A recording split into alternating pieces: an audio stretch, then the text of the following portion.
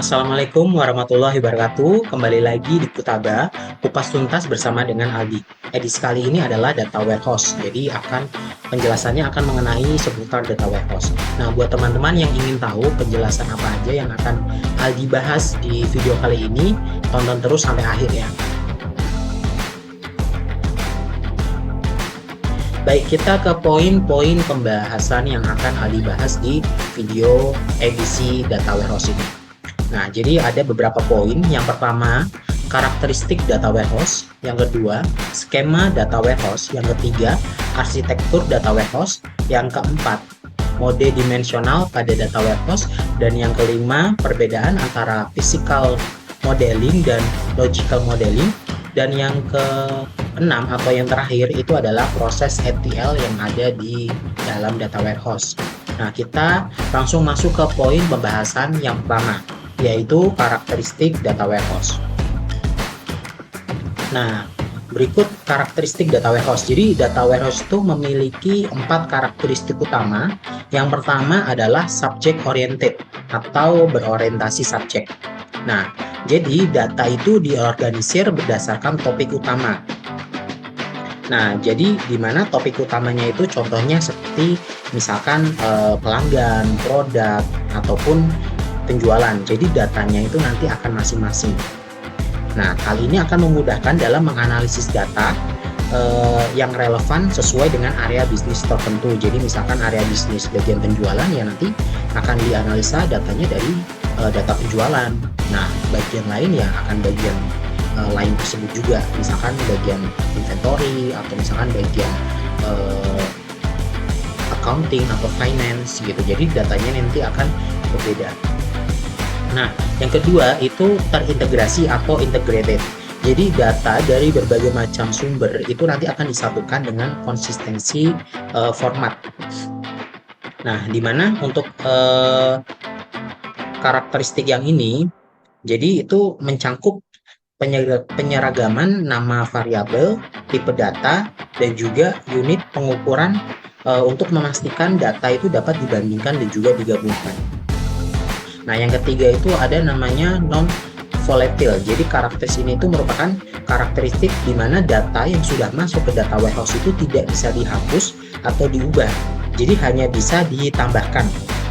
Nah, hal ini memungkinkan untuk menganalisis data itu secara analisis historinya itu secara konsisten gitu. Jadi data yang sudah ada itu tidak bisa dihapus atau dimasukkan, jadi hanya bisa ditambah dengan data yang baru seperti itu.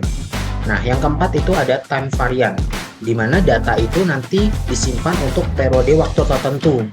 Nah, maksudnya bagaimana? Jadi setiap rekaman data itu memiliki elemen, misalkan memiliki elemen waktu ya. Contohnya tanggal transaksi. Nah, hal ini tuh sangat penting dalam menganalisis secara temporal. Gitu. Nah, kita lanjut ke poin pembahasan yang berikutnya, itu adalah skema data warehouse. Jadi poin kedua ini merupakan pembahasan mengenai skema data warehouse ya. Jadi teman-teman perlu ketahui ada 3 skema data warehouse. Yang pertama adalah star skema. Bisa dilihat di gambar sebelah kiri, di mana untuk star skema ini memiliki tabel fakta yang terhubung langsung ke beberapa tabel dimensi. Jadi ada satu fact table yang terhubung ke dimension table. Jadi beberapa dimension table. Nah, fact table sama dimension table itu apa sih? Jadi fact table itu merupakan tabel yang mengandung data kuantitatif. Jadi bisa dijumlah gitu. Jadi sifatnya itu kuantitatif. Contohnya seperti jumlah penjualan atau misalkan jumlah pendapatan.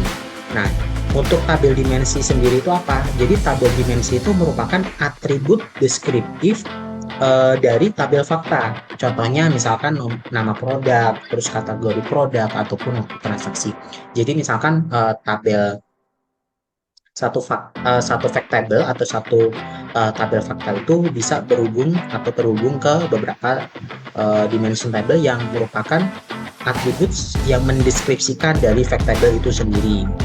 Nah, Selanjutnya ada Snowflake Schema. Jadi Snowflake Schema ini merupakan ekspansi dari star schema tadi. Jadi perluasan dari star schema. Jadi di mana satu fact table atau satu tabel fakta itu memiliki atau berhubungan dengan beberapa layer dimension table. Nah, dimension table ini nanti akan ada pencabangan dengan dimension table yang lain gitu. Jadi bisa dilihat di sini satu fact table itu terhubung ke beberapa layer dimension table. Nah, di saat layer masing-masing layer dimension table itu memiliki beberapa dimension table. Jadi perluasan dari star schema ini di mana tabel dimensi itu nanti dinormalisasi menjadi beberapa tabel terkait gitu. Nah, tabel yang ketiga, mohon maaf untuk skema yang ketiga adalah galaksi skema. Nah, galaksi skema itu bisa kita kenal dengan sebutan Vex Constellation Schema. Nah, di mana di galaksi skema ini terdiri dari beberapa tabel fakta yang berbagi tabel dimensi. Nah, bisa dilihat pada gambar ini.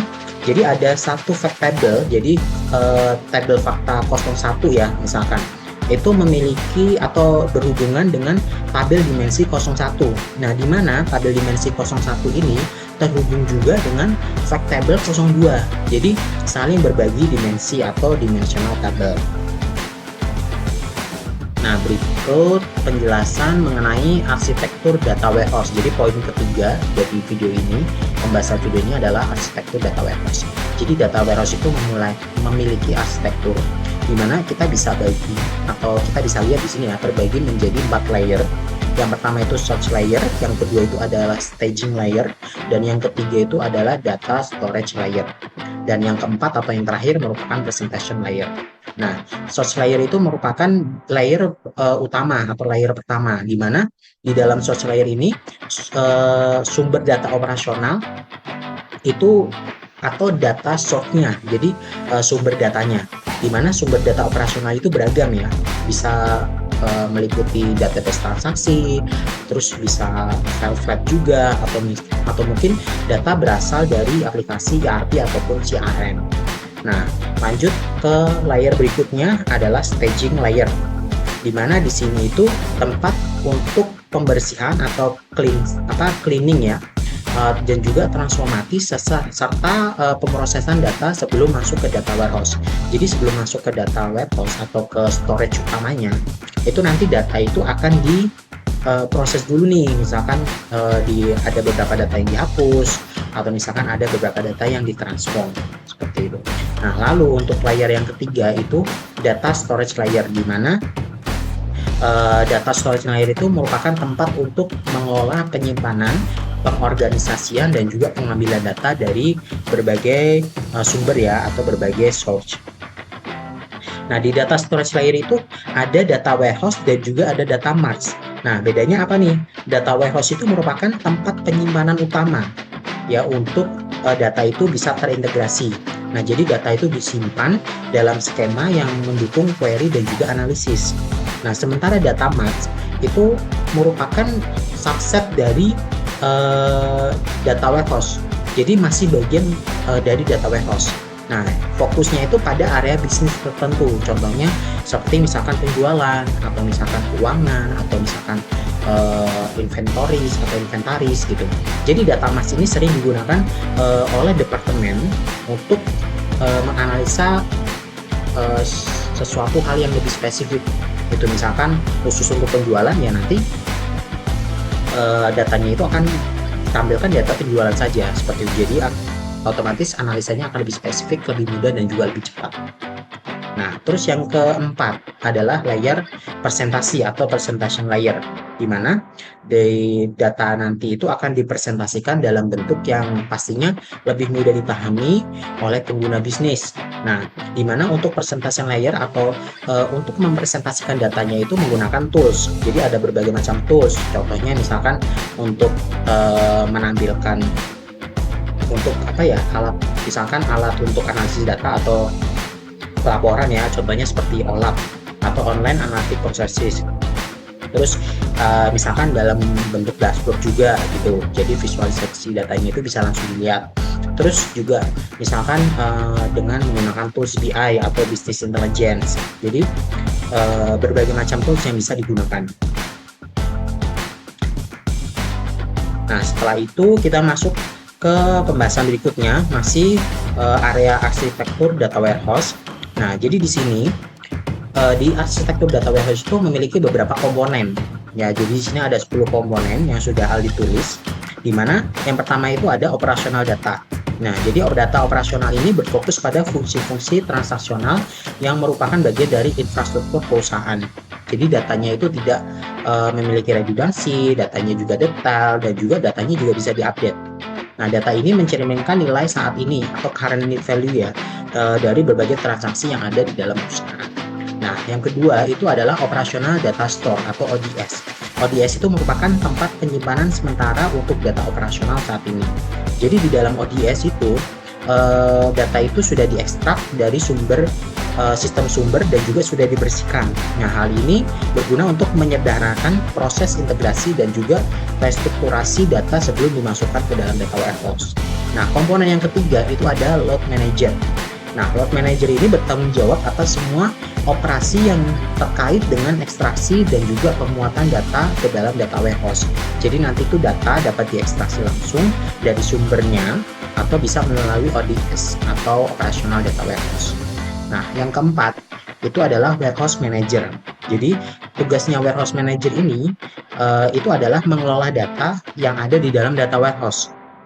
Nah, seperti analisis data untuk memastikan konsistensi, terus transformasi dan juga penggabungan data dari ODS ke tabel data warehouse, terus ada juga pembuatan indeks dan view, serta melakukan denormalisasi dan juga agregasi jika diperlukan. Nah, warehouse manager juga menangani backup dan juga arsip data. Nah, kita next ke komponen yang kelima, yaitu query manager. Query manager ini bertanggung jawab atas manajemen query pengguna. Nah, jadi manajemen query ini atau query manager ini nanti akan mengarahkan query ke tabel yang sesuai dan juga menjadwalkan eksekusi query untuk memastikan kinerja yang optimal. Nah, untuk komponen yang keenam itu ada detail data. Nah, detail data itu terdiri dari operasional data terkini, jadi current detail data. Contohnya seperti profil pelanggan, terus ada aktivitas pelanggan, data penjualan, dan juga data demografis. Nah, selain itu, di detail data juga ada old detail data. Nah, old detail data itu merupakan data historinya dari current detail data. Jadi data lamanya lah dari data operasional terkini atau data detail yang terbaru atau yang terkini. Nah, berikutnya komponen yang ketujuh adalah likely dan highly summarized data. Nah, likely dan highly summarized data itu apa sih? Jadi ini tuh merupakan data yang telah diringkas oleh warehouse manager. Jadi data yang sudah diringkas dan oleh warehouse manager itu disebut likely dan highly summarized data. Nah, penyimpanan data yang diringkas ini itu bertujuan untuk meningkatkan kinerja query. Jadi untuk kinerja query-nya itu bisa lebih optimal ya dan efektif. Nah, yang ke-8 ini backup data atau arsip data. Nah, komponen ini akan menyimpan detail data dan juga summarized data untuk tujuan arsip dan juga backup. Nah, hal ini akan memastikan data itu dapat dipulihkan jika terjadi kehilangan ya, atau misalkan kerusakan. Nah, lalu berikutnya ada metadata. Nah, metadata ini digunakan untuk membuild up atau membangun serta mengatur dan juga menggunakan data warehouse. Nah, metadata ini juga mengandung informasi tentang lokasi dan juga deskripsi komponen dari data warehouse. Jadi, metadata itu mengandung informasi data dari sebuah data, seperti itu. Nah, dan juga identifikasi pembuat sumber data, atau misalkan aturan integrasi dan transformasi, histori update dan refresh, serta pola matriks yang digunakan untuk analisa performa. Nah, komponen yang terakhir adalah end user access tool. Nah, end user access tool ini adalah komponen yang menyediakan berbagai alat bagi pengguna untuk mengakses informasi dari data warehouse guna membantu pengambilan putusan. Jadi alat-alatnya itu macam-macam, bisa meliputi reporting and query tools, itu misalkan untuk menghasilkan laporan ya, dan juga menjalankan query SQL, terus ada application development tools untuk pengembangan aplikasi berbasis client server, terus ada juga AIS atau executive information tool untuk mendukung pengambilan keputusan bagi manajerial tinggi atau tingkat tinggi. Terus ada OLAP tools untuk menganalisa data dalam perspektif multidimension. Terus ada data mining tools untuk menemukan pola atau korelasi baru dalam data dengan menggunakan teknik statistik dan juga matematika. Oke, next pembahasan adalah model dimensional. Jadi kita akan mengetahui nih di dalam data warehouse itu sebenarnya ada beberapa ada yang namanya model dimensional. Nah, model dimensional itu apa sih? Model dimensional itu merupakan metode organisasi atau representasi data yang dirancang untuk memudahkan akses, analisis, dan juga pelaporan data. Nah, konsepnya itu seperti apa? Jadi, dalam model dimensional itu terdapat tabel fakta dan juga tabel dimensi. Nah, tabel fakta atau tabel dimensi itu yang seperti tadi saya sudah jelaskan, di mana tabel fakta itu berisi data yang kuantitatif, sementara tabel dimensi itu menyediakan konteks bagi data dalam tabel fakta. Jadi bisa dilihat di gambar di sini. Misalkan nih ada di dalam tabel fakta ya, ada product ID. Nah, product ID itu memiliki atribut atau memiliki konteks yang lainnya. Contohnya misalkan product ID, terus ada product name, terus ada product type. Nah, begitu juga misalkan field yang lainnya, misalkan time ID. Nah, time ID itu bisa meliputi time ID, time action yang terhubung ke bagian dimension table type seperti itu. Nah, hierarki dimensional itu merupakan struktur yang menunjukkan hubungan antara dimensi. Contohnya seperti tahunan ke kuartal, kuartal ke bulanan, bulanan ke harian. Nah, terus yang terakhir adalah granularity. Jadi granularity merupakan tingkat detail data dalam tabel fakta. Jadi misalkan nih data yang granularitasnya itu lebih tinggi, berarti data itu akan lebih detail. Contohnya misalkan data harian. Data harian itu kan biasanya kan informasinya lebih detail ya daripada data bulanan gitu. Nah, berarti data harian itu granularitasnya itu lebih tinggi dibandingkan data bulanan. Seperti itu. Nah, berikutnya adalah model multidimensional. Nah, model multidimensional kita bisa lihat ya, di sini bentuknya itu seperti cube atau kubus. Nah, jadi di model multidimensional ini, di mana pendekatan multidimensional dalam data warehouse itu mengacu pada cara data itu disusun dan juga diakses melalui berbagai macam dimensi. Nah, konsepnya hampir sama ya, seperti dimensional di mana ada fakta juga ada dimensi. Nah, fakta ini merupakan data kuantitatif yang diukur dan juga dianalisis, serta dimensi itu aspek atau perspektif dari data yang bisa dianalisis. Nah, berikutnya model data dimensional. Data dalam model multidimensional itu sering diatur dalam bentuk kubus data atau data cube yang seperti pada gambar di samping sini, di sebelah kanan ya. Nah, lalu untuk teknik analisa data cube ada 3. Yang pertama itu slicing, yaitu memotong data pada satu dimensi. Terus yang kedua itu dicing, membuat subkubus dengan beberapa dimensi dan nilai. Terus yang ketiga itu ada drilling, yaitu mengeksplorasi data ke detail yang lebih spesifik. Misalkan drill down, atau misalkan yang lebih umum, drill up, seperti itu. Jadi kalau misalkan kita lihat nih di tools misalkan visualisasi data ya, atau misalkan untuk mempresentasikan data itu kan pasti ada namanya drill up dan juga drill down. Jadi drill up itu untuk biar datanya itu lebih ke misalkan sub-sub utama ya, atau yang lebih umum. Terus untuk kalau misalkan kita drill down itu nanti akan ada data yang lebih spesifik dari data yang kita drill up seperti itu. Mungkin kita bisa imajinasikan kalau misalkan kita melihat data ya, kan ada yang ada menu atau ada action yang bisa kita lakukan misalkan untuk drill up atau drill down gitu. Nah, itu seperti itulah kurang lebih. Next pembahasan adalah physical modeling dan juga logical modeling. Jadi di dalam data warehouse itu ada 2 modeling nih, yaitu physical modeling dan juga logical modeling. Nah, perbedaannya apa? Saya akan bahas ya satu persatu. Nah, untuk logical modeling itu fokusnya pada representasi abstrak data dan juga hubungan antar data. Nah, berikutnya logical modeling itu juga tidak tergantung pada sistem manajemen database tertentu.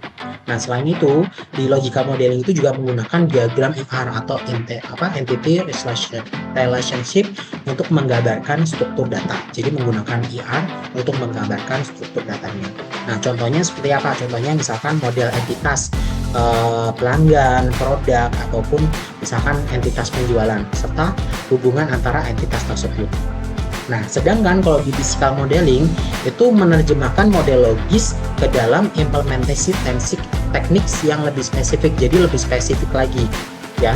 Terus untuk physical modeling itu juga mengoptimalkan kinerja dengan mempertimbangkan indeks, partisi, dan juga alokasi ruang. Nah, terus yang ketiga itu physical modeling itu berbeda dengan logical modeling tadi ya, tidak tergantung pada DBMS atau sistem manajemen database tertentu. Nah, kalau di physical modeling ini tergantung pada spesifikasi sistem manajemen database yang digunakan. Nah, terus untuk contohnya sendiri, contoh physical modeling itu seperti tabel fiksi, tabel fisik, terus ada tabel indeks, terus ada juga tabel partisi gitu. Tabel fiksi, indeks, dan juga partisi dalam database Oracle atau SQL Server. Nah, untuk konsepnya itu bisa dilihat di gambar di sebelah kanan bawah ya. Jadi itu logical model data, ada physical data model. Nah, itu ada juga logical data modeling, itu ada proses model, ada data requirement itu masuknya ke logical, terus ada technique requirement dan juga performa requirement masuknya ke physical data modeling, seperti itu. Oke, untuk pembahasan yang berikutnya adalah proses ETL. Ini pembahasan terakhir ya, dimana di dalam data warehouse itu ada yang namanya tadi staging area. Nah, staging area atau staging layer, dimana untuk merubah data yang sudah masuk dari data source layer ya, atau misalkan layer penerimaan.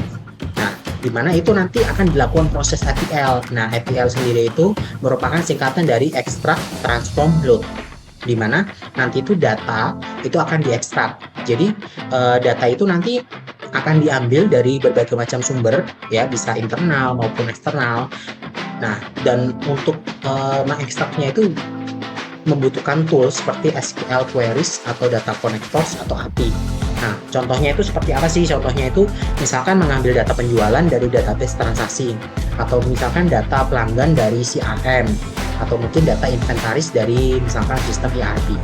Nah, terus untuk proses yang berikutnya, proses yang kedua itu ada transform. Nah, di mana data itu nanti akan dibersihkan. Jadi membersihkan atau mengubah data agar sesuai dengan struktur dan format data warehouse. Nah, proses ini meliputi proses cleansing, terus ada proses data integration, terus ada proses data transformation. Nah, contohnya misalkan menghilangkan duplikasi data, jadi biar tidak ada reduplikasi data. Terus mengubah format tanggal, terus menggabungkan data dari berbagai sumber menjadi satu dataset yang konsisten. Nah, untuk proses yang ketiga itu proses load, di mana data tadi itu nanti akan dimuat ya, atau akan dimasukkan ke data warehouse. Jadi data yang sudah diubah atau yang sudah ditransform itu nanti akan dimuat ke dalam data warehouse. Nah, metodenya itu bisa full load ya, atau mengisi seluruh data, atau incremental load, jadi mengisi data baru atau data yang berubah. Nah, contohnya misalkan membuat data penjualan harian ke tabel fakta di data warehouse. Tuh. Mungkin ini sepertinya pembahasan yang terakhir ya. Oh iya, betul. Mungkin itu saja yang bisa saya bahas untuk edisi data warehouse pada bootcamp kali ini. Dan video ini saya presentasikan juga, saya representasikan untuk ujian tengah semester mata kuliah data warehouse yang diampu oleh Bapak Novidian. Dan mungkin akhir kata saya ucapkan terima kasih untuk teman-teman yang sudah menonton videonya sampai akhir, dan juga terima kasih juga kepada Bapak Novidian selaku dosen pengampu mata kuliah data warehouse. Dan mungkin saya juga meminta maaf apabila masih ada beberapa informasi atau penjelasan yang kurang relevan atau kurang sesuai. Wassalamualaikum warahmatullahi wabarakatuh. Terima kasih.